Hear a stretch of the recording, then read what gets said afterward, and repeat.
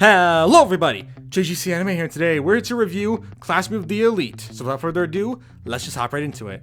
Or actually, before we kind of get into this, I'm gonna say this now. I am a massive fan actually of Classroom of the Elite. I have been collecting the light novels for a long time now. I haven't fully caught up yet, but I'm currently on year 2, volume 4.5 right now, and I've been really loving the series. I love the series a lot. So going into this anime, I wasn't sure what to expect. And while I do have a lot of positive things to say about it, there is one massive negative I will be discussing. So just gonna say that I'm gonna be kind of biased with the light novels here since I love the series so much, but I am going to give the different feelings I have on the actual anime itself. So yeah, this will definitely be kind of more biased to the light novels. I don't really want to give a negative opinion of the anime, but I do have a few complaints. So yeah, let's just hop right into this. So what is the story behind Classroom of the Elite?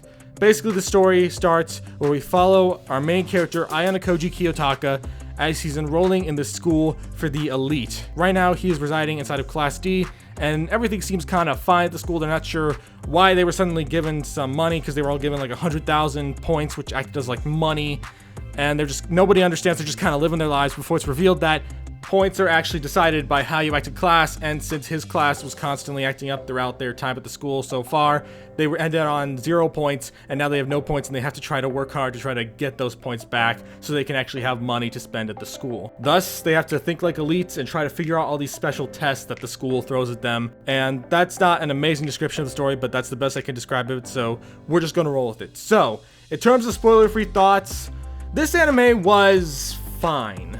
It wasn't super special. However, I will say, I think the way they handled the tests that occur in this season, those were actually handled quite well. While there were some pieces of cut content that kind of affect the story down the line that I wasn't too happy with, overall, I think they actually did a fairly good job with handling everything. In fact, I even say they handled it quite well. Was it perfect? No, there were actually a few complaints I have that some of them I could talk about here, but some of them I have to talk to the spoiler section about. But basically, this anime has a kind of interesting dynamic with its characters, since unlike the light novels, which were following the main character Ayana Koji's perspective throughout most of the story, with this one, they have to rely a lot more on visuals, and because of that, it leads to a lot of moments feeling a bit stranger than they would be otherwise. And it just creates this atmosphere where it's like, I know what's going on because I've read the light novels, but if anyone's like a regular anime watcher, they might just be like, wait, how did we get to this point? Why are the characters thinking like this? It's just, it creates this constant confusion where I'm sometimes watching scenes and characters are discussing this or that detail, and from someone who's read the light novels, as I mentioned, I'm just like, oh yeah, that makes sense. They did mention this, but then I think about it through a anime viewer's perspective, and I think, well, this would make no sense if you were just watching the anime, and that happens a lot throughout this anime. And there are even times where they'll try to take lines of dialogue and decide to put them in an earlier point. And there's even one episode that they literally take from volume 4.5 of year 1 and shove it into this one, which I'll talk about that. I'll talk about that episode. But basically, just there were several moments where it kind of felt off, but overall, the tests themselves were very fun. I did enjoy them. They weren't perfect, but they were definitely overall well handled. I think that they definitely took the tests and handled them quite well. However, there are some times where character interactions will change drastically, like how the character of Horikita, one of Ayana Koji's classmates, gets a lot more attention here than she does in the light novels at times. Like, she still gets all the attention she gets in the light novels, but she gets even more than that as well, which is kind of a small complaint I have, since Horikita is a great character. However, she wasn't in a lot of scenes that she is in this, and it just feels like she's just pushed in there because reasons. She's just there. I don't know why, but she just kind of pops in there, and I don't know, just overall, the anime does a good job with like the characters. A lot of the major writing points still get across really well. I do like it a lot. However, I don't love it. It's just like, I don't know, it's the best way to describe it is just that it was fine. It did a good job. It executed what it needed to, and it got it over with. So, yeah. That's all I can really say without spoiling anything. So we're just going to hop into the spoiler section now. Here's a timestamp when the spoilers end. If you have seen the show, I'd recommend sticking around and hear my thoughts. But if you haven't, I'd recommend skipping to the end to hurry up and just see the conclusion. However, if you have seen the show, and if you're willing to also listen to a few spoilers for Season 2 as well, then I recommend you sticking around to hear my thoughts, and then you can talk about in the comments of whether you agree or disagree. So yeah, I'm gonna cut them from 5, and I'm going to enter the spoiler section. 5, 4, 3, 2, 1. Okay, so I'm just gonna get this one out of the way because I just want to kind of, I guess rant would be the right word about it. And that is the episode known as Classroom of the Elite, episode 7, where they take a storyline that happens in 4.5 following Ayano Koji and this other character Karuizawa and decide to put it in this season and replace her with Horikita. Now, originally I didn't think I would mind this issue because the whole storyline is just about how Ike, who for some reason I thought was pronounced Ike, but the anime pronounces it Ike, he and some friends like Sudo and Yamauchi are trying to get some peeping done on the girls, and you know, it's stupid, but Horikita in this episode ends up helping Ayano Koji put a stop to them. However, it plays out differently than it does in the original story, since in the original story, it's about Ayano Koji asking Karuizawa to help him out with that issue. And that whole episode, I couldn't explain why, but it just got me angry.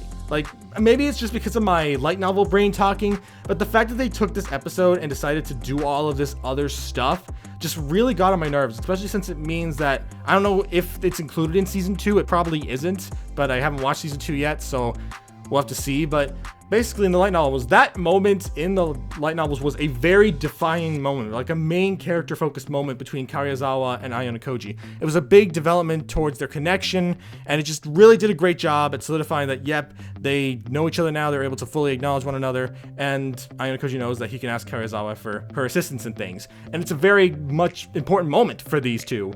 And the fact that they threw it into this season just kind of ruins that whole dynamic, that whole setup, because it just puts way too much focus on Horikita. And I think that's just what really got me mad. Like, I really like Karuizawa. Karuizawa is by far probably my second favorite girl character in Classroom of the Elite, just behind Ichinose. And the fact that she was just added at the beginning of the episode was just added salt to the wound, just really grinding my gears. And it got me so angry.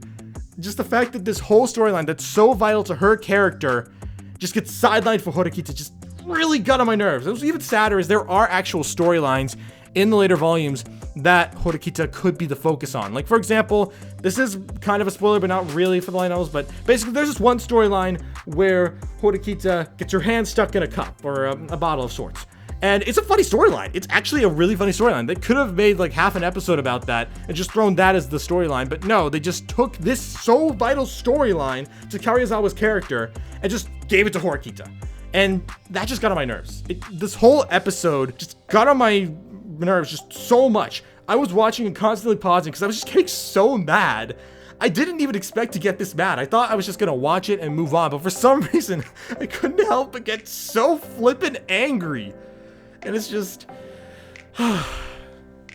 I guess you could call it, though, a different kind of story, because there are multiple changes from the initial story, not just Horikita being the replacement, but I don't know, just the whole episode really just grinded my gears. I hated it, and it almost kind of ruined the experience for me because of how much of an insult it was to Karuizawa's growth as a character.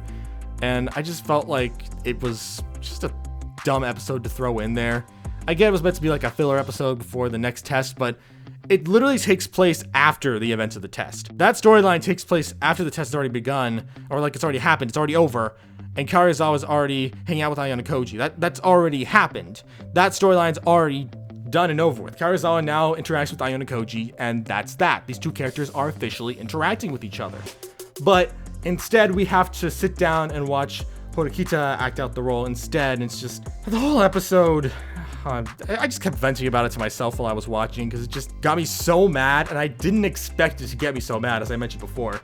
I couldn't stand it, and I'd rather forget that episode exists because it really just not only was placed at an awkward part on the timeline of the story, but really is just so unnecessary for Horikita's character because it doesn't add anything to her. It's not like Karuizawa, who actually has developments from that situation. Horikita has no developments from that. We don't know why she does all this. We don't know why she's in the scenario, other than the fact that, oh yeah, I guess Ayano Koji will rely on her for this storyline that's not meant to happen yet. And it's just, it's upsetting. It's very upsetting, and that's just it. I'm done talking about that episode. I'd rather not think about it any more than I have to, and yeah. So, moving on past that for now, there are some scenes in this I kind of have to complain about due to the fact that they are kind of cut through and changed. One example is Class B and Class D's agreement with each other. Basically, in the light novels, there is a moment where Ichinose talks with Horikita and they decide to make a deal with each other that they are going to work with each other between class B and D. And that's a very important moment in the early light novels. I think it's in volume 2 that this happens, but they completely cut it out of the anime. And it just kind of ruins the whole fact of it later on, because later on in the island exam, they're talking as if somehow they're best buds, like they're agreeing with each other, that they're having like a ceasefire against one another. And it's just, you could probably be really confused if you're someone who doesn't read the light novels. You'd just be like, wait, why are these guys like good buddies now? Wait, what do you mean some kind of agreement? What's going on? They just decided to throw that in there. It's just like, why? Why did you decide to cut out the most vital part of that whole thing and then act as if somehow it was something you knew about? It's not like those are the only changes they make though to the story, but though most of the changes aren't too big. Like there is one change where in the light novels, Ayano Koji ends up going to Chabashira's office and she hides him in a closet to reveal his 50 scores across the board to Horikita there. That scene was good. However, in the anime, they changed it to that way Manabu, Horikita's brother, ends up pointing it out. He instead points it out to Horikita and Ayano Koji and stuff like that. And that wasn't a bad change. I didn't mind that. I didn't think it was great since it kind of ruined the fun scene of Chabashira interacting with Ayano Koji early on. However, it worked fine for what it was trying to do. It worked fine. It did its job and it was fine. So there are changes like that I didn't really mind. But I don't know, I know I sound like I'm saying a lot of negatives here, but in actuality, I just have some very minor gripes, minus that one episode. That episode can burn. Just get rid of it.